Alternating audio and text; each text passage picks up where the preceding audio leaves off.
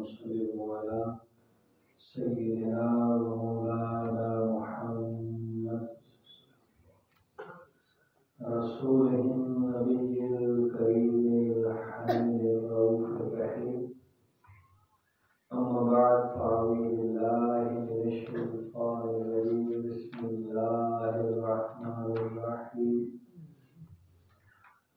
وإلهكم إله واحد لا إله إلا هو الرحمن الرحيم. آمنت بالله صدق الله العظيم. قال الله تبارك وتعالى في شان حبيبه مخبرا وآمرا إن الله وملائكته يصلون على النبي يا أيها الذين آمنوا صلوا عليه وسلموا تسليما. تمام حضرات آواز بلند اللهم صل على سيدنا مولانا محمد وعلى آله وأصحاب سيدنا مولانا محمد وبارك وسلم عليه. الصلاة والسلام عليك يا رسول الله وعلى آلك وأصحابك يا حبيب الله. الصلاة والسلام عليك يا شفيع المذنبين وعلى آلك وأصحابك يا رحمة للعالمين. دوستان محترم و محتشم، بعد الحمد و ثنا نہایت واجب الاحترام دوستوں، بزرگوں، عزیز ساتھیوں، اللہ رب العزت کے فضل و احسان سے نبی کریم علیہ السلام کی نگاہ عنایت سے جمعۃ المبارک کے بابرکت دن کے اندر میں اور آپ جمع ہیں.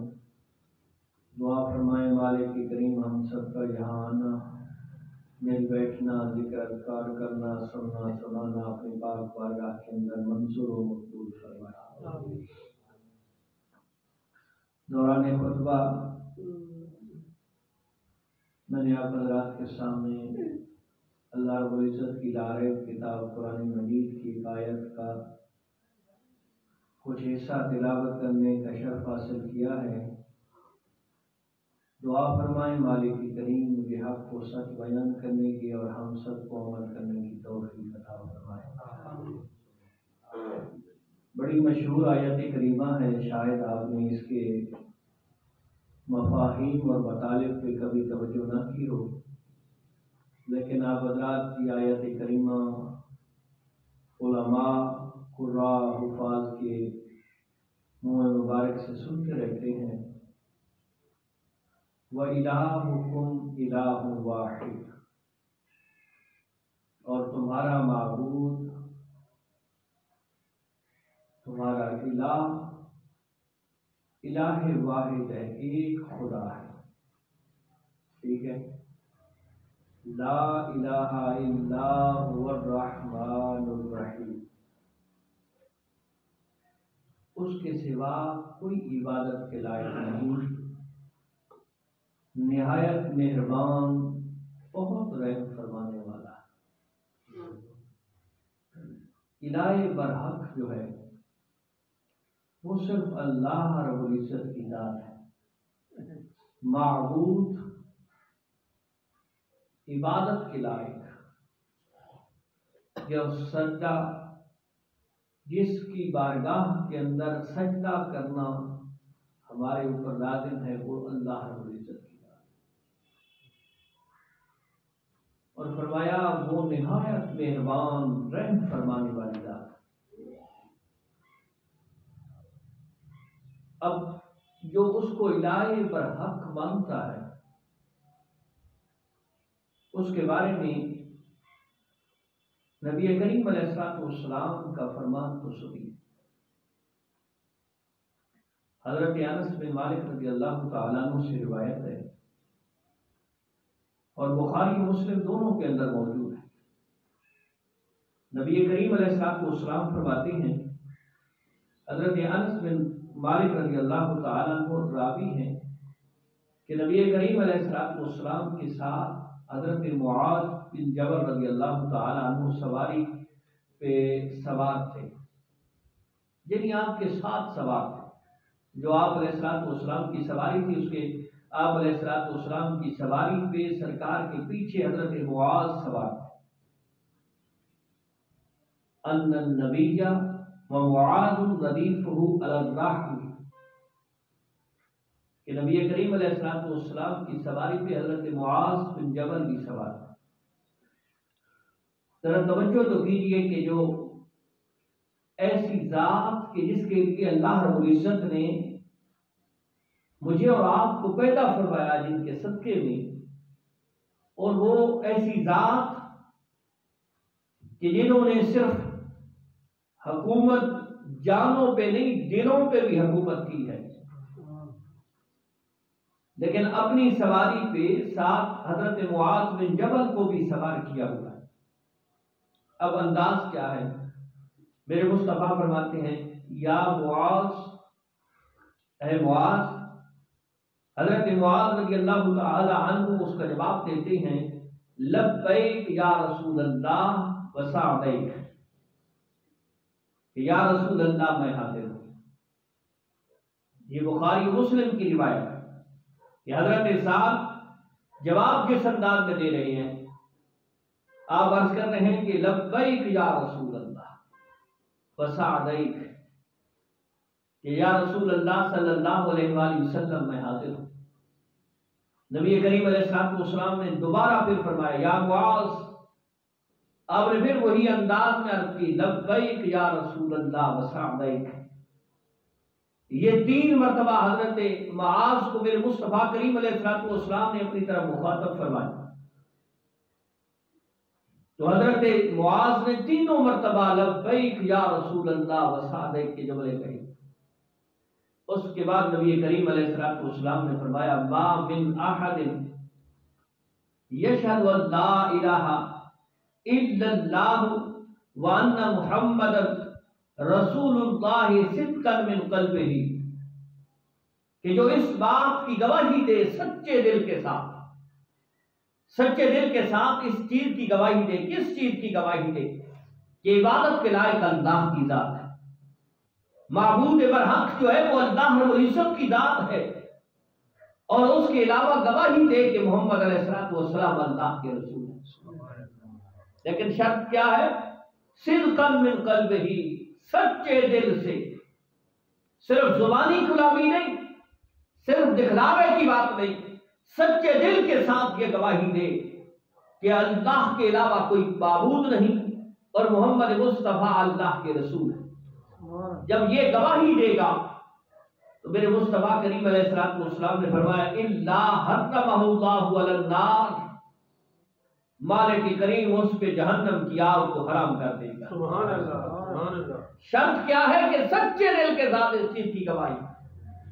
اب حضرت معاذ رضی اللہ تعالیٰ عنہ نے جب یہ جملے سنے کہ میرے مصطفیٰ کریم علیہ السلام نے فرمایا جو سچے دل سے کلمہ طیبہ پڑھ لے اس پہ جہنم کی آگ حرام ہے، تو حضرت معاذ رضی اللہ تعالیٰ عنہ عرض کرتے ہیں یا رسول اللہ افلا اخبر بہ الناس فیستبشروا، کہ سنیا اگر آپ کی اجازت ہو تو یہ جو خوشخبری ہے نا، یہ خوشخبری میں لوگوں کو سنا دوں، کہ اتنی بڑی خوشخبری کہ جس نے اللہ کو معبود برحق مانا ہے اور اللہ کے پیارے رسول کو رسول مانا ہے، فرمایا اس پہ جہنم کی آگ حرام ہے، تو کیا میں اس خوشخبری کو عام کر دوں، لوگوں تک پہنچا دوں کہ جس نے کلمہ طیبہ پڑھ لیا اس پہ جہنم حرام ہو گئی ہے؟ تو میرے مصطفیٰ کریم علیہ السلام نے فرمایا اذن یتقلوا واخبر بها معاذ عند موته تعصبا، میرے مصطفیٰ کریم علیہ السلام نے فرمایا اے معاذ اسے روک کے رکھو، لوگ پھر اسی پہ تکیہ کر کے بیٹھ جائیں گے، پھر لوگ عمل کرنا چھوڑ دیں گے، لوگ عمل کرنا چھوڑ دیں گے کہ بھائی ہمیں تو ایک بشارت مل گئی ہے، ہمیں تو یہ خوشخبری مل گئی ہے کہ آمنہ کے لال فرما رہے ہیں کہ جس نے یہ گواہی دی ہے کہ معبود برحق اللہ ہے، اور جس نے یہ گواہی دی ہے کہ محمد علیہ السلام اللہ کے رسول ہیں، اس پہ جہنم کی آگ حرام ہے۔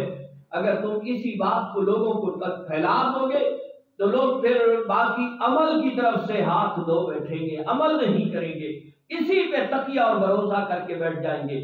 تو اس لیے حضرت معاذ رضی اللہ تعالی عنہ اس بات کو اپنی طرف تک محدود رکھا، لیکن وَأَخْبَرَ بِهَا مُعَاذُ عِنْدَ مَوْتِهِ تَأَسُّمًا، لیکن جب موت کا وقت قریب آیا تو اس بات کو لوگوں تک پہنچایا کہ اس کا یہ گناہ نہ ہو کہ میں کوئی چیز اپنے ساتھ لے کے جا رہا۔ بخاری و مسلم کی روایت ہے، لیکن سچے دل کے ساتھ ہو، اور جو سچے دل سے لا الہ الا اللہ محمد الرسول اللہ پڑھ لیتا ہے، یقین مانے اس کی لذت، اس کی کیفیت، اس کا سرور اسے اس بات پہ مجبور کرتا ہے کہ اس کی زبان کبھی جھوٹ نہیں بولتی، اس کی آنکھ کبھی غلط نہیں تکتی، اس کی زبان سے کبھی بےہودہ جملہ نہیں نکلتا، کبھی اس کی پیشانی کسی اور جگہ پہ نہیں جھکتی، صرف اللہ کے سامنے جھکتی ہے۔ اس لیے تو صدقا من قلبہ کے جملے ہیں۔ اسی طرح حضور نبی کریم علیہ السلام کی ایک اور حدیث پاک بھی ہے، یہ حضرت عبادہ رضی اللہ تعالیٰ عنہ سے روایت ہے، اور یہ بھی روایت جو ہے بخاری و مسلم دونوں کے اندر موجود ہے۔ یہ روایات توجہ کے ساتھ سنیے گا، اور ان کو صرف سننا نہیں کہ دل کی تختی پہ لکھ کے لے جائیں، اور اپنے آپ کو اتنا خوش نصیب سمجھیں کہ مالک کریم نے ہمیں اپنے حبیب کی امت میں سے جو بنایا ہے اس کا اعزاز کتنا دیا ہے۔ اب دیکھیے میرے مصطفیٰ کریم علیہ السلام کے غلام حضرت عبادہ سے روایت ہے کہ نبی کریم علیہ السلام نے فرمایا من شاہدہ، کہ جو شخص گواہی دیتا ہے اللہ الہ الا اللہ وحدہ لا شریک لہ وَأَنَّ مُحَمَّدًا عَبْدُهُ وَرَسُولُهُ، میرے مصطفیٰ فرما رہے ہیں کہ جو شخص اس چیز کی گواہی دیتا ہے کہ معبود برحق اور وحدہ لا شریک اللہ کی ذات ہے، معبود برحق جو ہے وہ اللہ رب العزت کی ذات ہے اور وحدہ لا شریک ذات ہے، فرمایا وَأَنَّ مُحَمَّدًا عَبْدُهُ وَرَسُولُهُ، اور اس چیز کی بھی گواہی دیتا ہے کہ جو محمد علیہ السلام ہیں وہ اللہ کے رسول ہیں اور اس کے خاص بندے، اور فرمایا وَأَنَّ عِیسیٰ عبد اللہ وَرَسُولُهُ وَكَلِمَتُهُ أَلْقَاهَا إِلَى مَرْيَمَ وَرُوحٌ مِّنْهُ، اور اس چیز کی گواہی دیتا ہے۔ یہ اس دور کی بات بھی ہے نا کہ جس دور کے اندر لوگ یہ یہودی حضرت عیسیٰ علیہ السلام کو جو ہے رب کا عیسائی جو ہے رب کا بیٹا کہتے ہیں، تو اس کی مخالفت، کیونکہ وہ تو وحدہ لا شریک ہے، وہ تو لم یلد ولم یولد ہے، نہ اس نے کسی کو جنا ہے اور نہ اس کا کوئی باپ ہے، نہ اس کا کوئی ماں باپ ہے، وہ تو لم یلد ولم یولد ہے، وہ تو ان رشتوں سے پاک ذات ہے۔ فرمایا جس نے گواہی دی اللہ معبود برحق اور وحدہ لا شریک ہے، اور جس نے گواہی دی کہ محمد علیہ السلام اللہ کے رسول اور اس کے بندے ہیں، اور جس شخص نے یہ گواہی دی کہ حضرت عیسیٰ علیہ السلام اللہ کے بندے اور اس کے رسول اور اس کا کلمہ ہے، اور ایسا کلمہ جو اس کی ماں مریم کی طرف القاء کیا گیا اور وہ روح ہے، فرمایا جس شخص نے یہ گواہی دی اور پھر گواہی دی والجنت حق، اور اس چیز کی بھی گواہی دی کہ جنت حق ہے۔ یہ صرف خیالی باتیں نہیں ہیں کہ جناب اتنی چیزیں ہوں گی، یہ شہر اس جنت کے اندر ہوگی، وہ جنت اتنی وسیع ہوگی، وہ اتنی لمبی ہوگی، اس کے اندر اتنے خادم ہوں گے، غلمان ہوں گے، اس کے اندر شہد اور دودھ کی نہریں ہوں گی۔ اب کوئی کہے کہ جناب عقل نہیں مانتی، تو یہ حدیث دیکھیے میرے مصطفیٰ فرماتے ہیں من شاہدہ والجنت حق، کہ جو شیخ گواہی دے کہ جنت حق ہے، والنار حق، اور یہ بھی نہیں کہ کوئی کہے کہ جی ہم ظلم اور ستم اور گناہ کرتے رہیں گے تو ہمارا کیا ہوگا، کوئی یہ جہنم والی بات بھی نہیں ہے، یہ صرف مولویوں کی باتیں ہیں، یہ صرف کتابی باتیں ہیں، یہ صرف خیالی باتیں ہیں۔ تو میرے مصطفیٰ کی اس حدیث کو توجہ کے ساتھ سنیے کہ جس نے گواہی دی اللہ رب العزت برحق ہمارا معبود، محمد علیہ السلام اس کے رسول اور بندے، حضرت عیسیٰ علیہ السلام اس کے بندے اور رسول، اور کلمہ اور روح جو حضرت مریم کی طرف القاء کیے گئے، اور پھر فرمایا کہ جس نے یہ گواہی دی کہ جنت حق ہے، نار حق ہے، میرے مصطفیٰ کریم علیہ السلام نے فرمایا ادخلہ اللہ الجنت علی ما کان من العمل، جس کی یہ گواہیاں ہیں مالک کریم اسے جنت میں داخل کرے گا چاہے جیسے بھی اس کے عمل ہو۔ بولو بولو آواز آنی چاہیے کہ مالک کریم اسے جنت میں داخل کروائے گا۔ شرط کیا ہے کہ یہ گواہیاں وہ دل سے دے، سچے دل کے ساتھ اس چیز کا اقراری تو ہوگا۔ تو فرمایا، اور دوسری روایت اسی حدیث کے بعد روایت کرنے والے راویوں نے کہا ہے کہ میرے مصطفیٰ کریم علیہ السلام نے فرمایا کہ جنت کے 8 دروازے ہیں، اور 8 دروازے اس بندے کے لیے کھول دیے جائیں گے جس دروازے سے وہ داخل ہونا چاہتا ہے جنت کے اندر وہ داخل۔ لیکن شرط کیا ہے؟ وہ ان چیز گواہیوں کا کما حق ہو، دل سے گواہی دینے والا۔ اسی طرح کی اور بہت ساری روایات موجود ہے۔ یہ ذخیرہ حدیث کو آپ پڑھتے جائیں گے، لطف آتا جائے گا۔ کیونکہ قسمت تو یہ ہے کہ ہم نے دین کو پڑھنا سب چھوڑ دیا ہے، دین کے ساتھ ہماری محبت جو ہے وہ واجبی رہ گئی ہے، ہمارا تعلق اور رشتہ جو ہے وہ اتنا کمزور ہو گیا ہے کہ ہم نے صرف اور صرف یا تو کتابوں پہ اتنا تکیہ رکھا ہوا ہے کہ وہ کتابوں کے اندر موجود ہے، نہ خود پڑھتے ہیں، نہ اپنی اولادوں کو پڑھاتے ہیں، نہ اپنے بہن بھائیوں کو پڑھاتے ہیں۔ آپ سے میں اکثر گزارش کرتا ہوں کہ مولا آپ کو توفیق دے، آپ خود پڑھیں، اپنی اولادوں میں سے ایک بچے کو دیندار عالم بنائیں، دین کی خدمت کرنے والا بنائیں۔ ہم دنیا کے لیے تو کیا کچھ نہیں کرتے، کبھی آخرت کے لیے بھی کچھ کر جائیں کہ اولاد میں سے ایک بچے کو عالم دین بنائیں۔ میرا آپ کے ساتھ یہ وعدہ ہے کہ انشاءاللہ العزیز میرا مالک اس دنیا میں بھی آپ پہ کرم کرے گا اور آخرت میں بھی آپ پہ کرم کرے گا۔ اسی طرح نبی کریم علیہ السلام کی حدیث پاک ہے، اور حضرت ابی ہریرہ رضی اللہ تعالیٰ عنہ اس حدیث کے راوی ہیں کہ نبی کریم علیہ السلام کی بارگاہ میں حضرت ابی ہریرہ عرض کرتے ہیں، یا رسول اللہ من اسعد الناس بشفاعتک یوم القیامہ۔ اب توجہ کیجئے، جملوں پہ توجہ کیجئے کہ نبی کریم علیہ السلام کے لاڈلے صحابی حضرت ابی ہریرہ رضی اللہ تعالیٰ عنہ نبی کریم علیہ السلام کی بارگاہ میں عرض کر رہے ہیں، سنیا من اسعد الناس بشفاعتک یوم القیامہ، وہ خوش بخت لوگوں میں سے کون ہے جو قیامت کے دن آپ کی شفاعت پائے گا؟ ذرا بولیے سبحان اللہ۔ میری رب کی بارگاہ میں دعا ہے، مالک قیامت کے دن ہمیں نبی علیہ السلام کی شفاعت نصیب فرمائے۔ شفاعت کا مطلب کیا ہے کہ اس دن میرے مصطفیٰ فرما دے، مولا اسے بخش دے، یہ میرا ہے۔ بولو یار شفاعت کیا ہے؟ یہی شفاعت ہے نا کہ سرکار کریم علیہ السلام اس نے جس دن اولاد چھوڑ گئی، ماں باپ چھوڑ گئے، دوست احباب چھوڑ گئے، ہر تعلق چھوڑ گیا، یہ مال و دولت، یہ جاگیریں، یہ سب کچھ چھوڑ گئی، اور اس دن تو صرف عمل پہ بات آ گئی، اور عمل بھی تھوڑے نکلے ہیں۔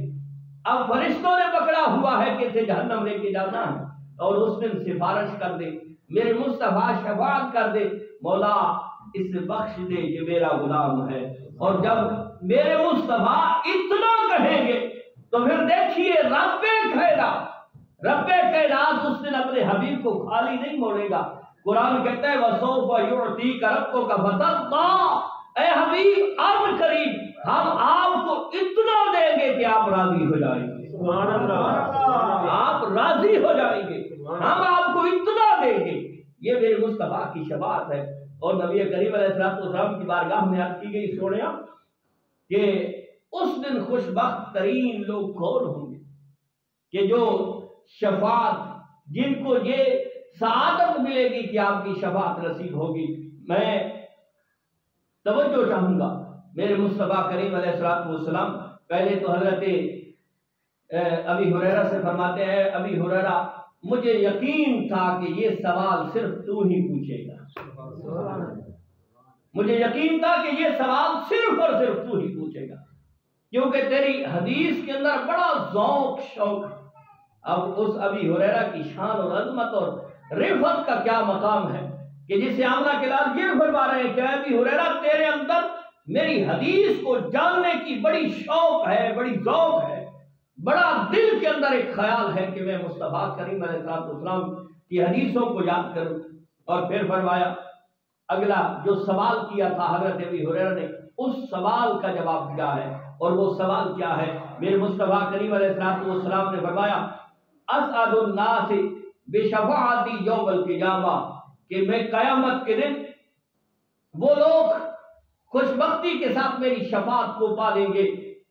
کون لوگ؟ فرمایا لا الہ الا اللہ خالصا من قلبہ او نفسہ، فرمایا جس نے دل کی گہرائیوں سے، دل کے سچے دل کے ساتھ یہ جملہ کہا ہوگا دنیا کے اندر کہ لا الہ الا اللہ محمد رسول اللہ، فرمایا قیامت کے دن جب ہر کوئی چھوڑ جائے گا، جس دن آواز بھی کم ہو جائیں گے، اس دن آمنہ کے لال اس کی شفاعت کریں گے، اور یقیناً جب آمنہ کے لال اس کی شفاعت کریں گے تو میرا رب ضرور فضل بھی فرمائے گا اور کرم بھی فرمائے گا، کیونکہ وہ میرے امام مجدد دین و ملت کشتہ عشق و محبت الشاہ امام احمد رضا خان فاضل بریلی رحمہ اللہ نے ایک شعر کہا ہے، اور بڑا لطف اندوز شعر ہے۔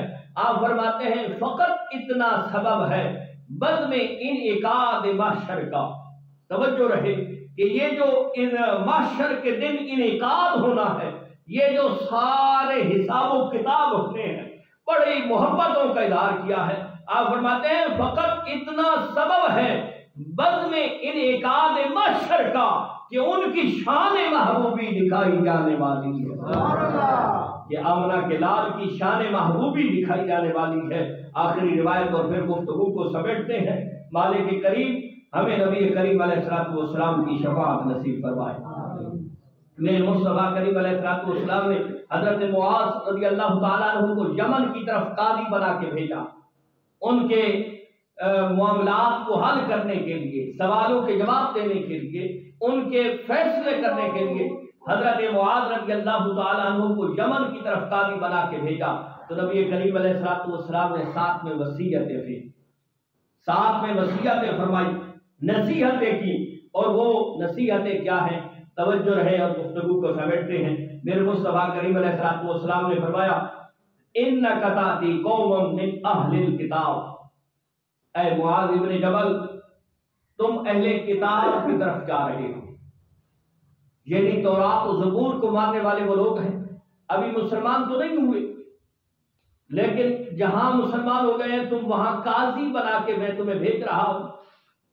خیال رکھنا وہاں اکثریت اہل کتاب کی ہے، یعنی یہودی ہیں یا عیسائی ہیں، یہ اہل کتاب ہیں۔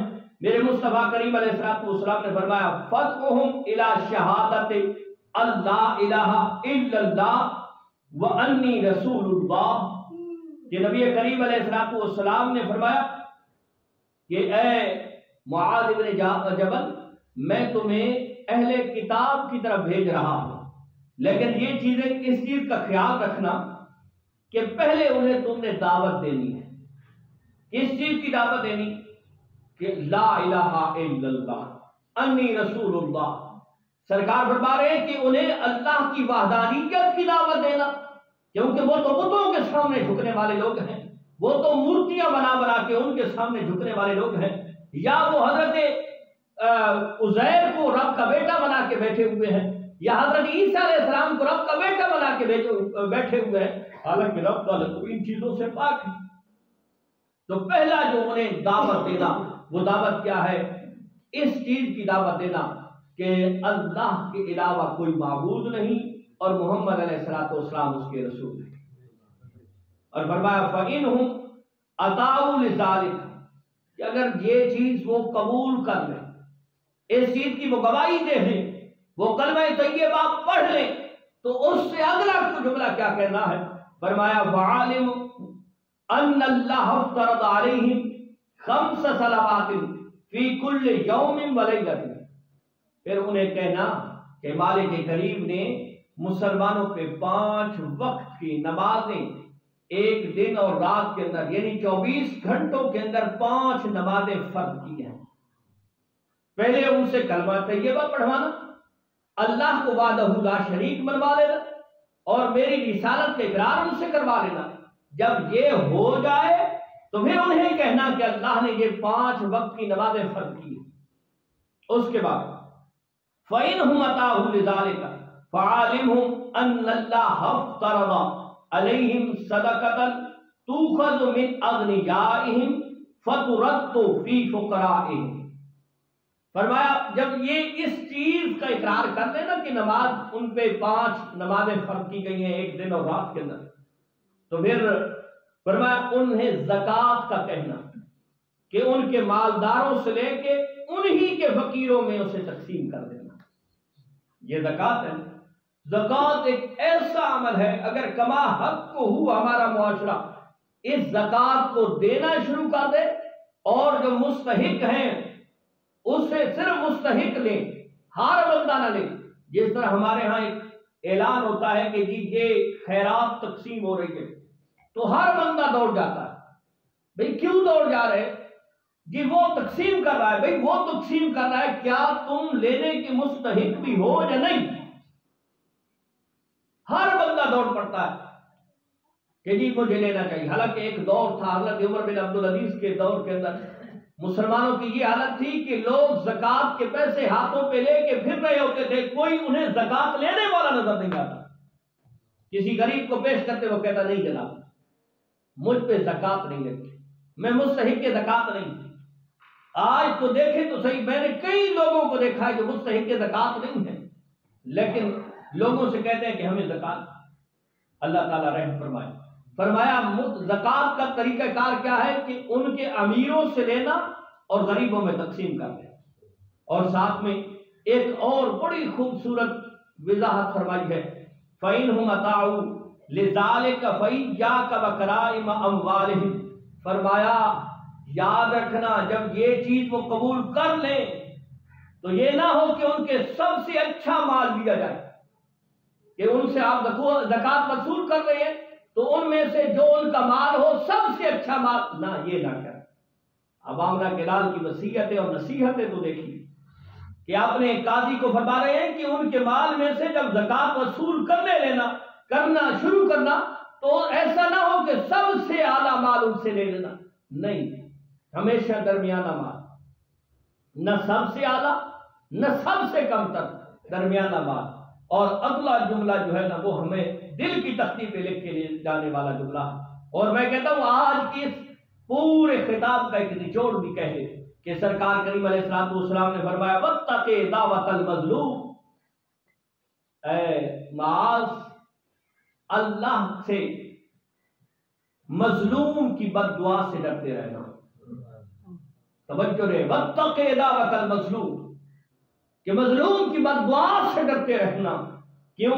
فَإِنَّهُ، آگے اس کی وضاحت بھی کی ہے کہ جو مظلوم ہوتا ہے، جسے آپ کو پتا ہے کہ یہ میرا کیا کر سکتا ہے، آپ کا ہاتھ نہیں روک سکتا، آپ کی زبان کو چپ نہیں کرا سکتا، آپ سے بدلہ تو نہیں لے سکتا، وہ مظلوم ہے، وہ آپ کے مقابلے کا بندہ نہیں ہے۔ لیکن یاد رہے وَاتَّقِ دعوۃ المظلوم، اے معاذ، یہ صرف معاذ رضی اللہ تعالیٰ عنہ کے لیے جملہ نہیں، یہ رہتی دنیا تک ہر مسلمان کے لیے جملہ ہے۔ فرمایا مظلوم کی بد دعا سے بچتے رہنا، پھر اس کی آگے وضاحت بھی کی ہے کہ کیوں بچتے رہنا۔ فرمایا فَإِنَّهُ لَيْسَ بَيْنَهَا وَبَيْنَ اللَّهِ حِجَابٌ، کہ اللہ اور مظلوم کی بد دعا کے درمیان کوئی حجاب نہیں ہوتا کہ جو اسے روک سکے، کہ جب مظلوم رب کی بارگاہ میں کسی کے تکلیف دینے کی وجہ سے ہاتھ اٹھاتا ہے اور کہتا ہے مولا میں تو اس کا کچھ نہیں کر سکتا، میں اس کی زبان کو نہیں روک سکتا، میں اس کے ہاتھ کو نہیں روک سکتا، میں اس کے ظلم کو نہیں روک سکتا، میں اس کا مقابلہ نہیں کر سکتا، میرے اندر شدت اور طاقت نہیں ہے، لیکن تو کریم ہے۔ فرمایا اس بات سے ڈرتے رہنا، مظلوم کی بد دعا سے ڈرتے رہنا، کیونکہ اس کے اور رب کے درمیان، یعنی اس مظلوم کی بد دعا اور رب کے درمیان کوئی حجاب نہیں ہوتا، اس کی زبان سے ابھی نکلتا نہیں ہے کہ رب کی بارگاہ میں پیش ہو جاتے ہیں۔ تو علی جاں آج ہمیں بھی حکم ہے، آج ہمیں بھی اس بات پہ سوچنا ہے کہ علی جاں ہم کس رستے اور کس ڈگر پہ چل رہے ہیں۔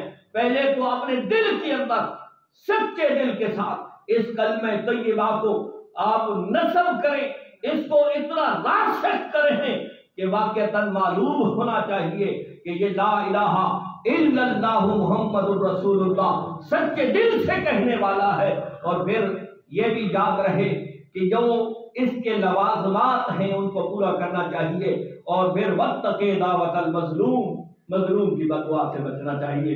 مالک کریم ہمیں دین اسلام پہ کما حق و عمل پیرا ہونے کی توفیق عطا فرمائے۔ سبحان ربک رب العزت عما یصفون وسلام علی المرسلین والحمد للہ رب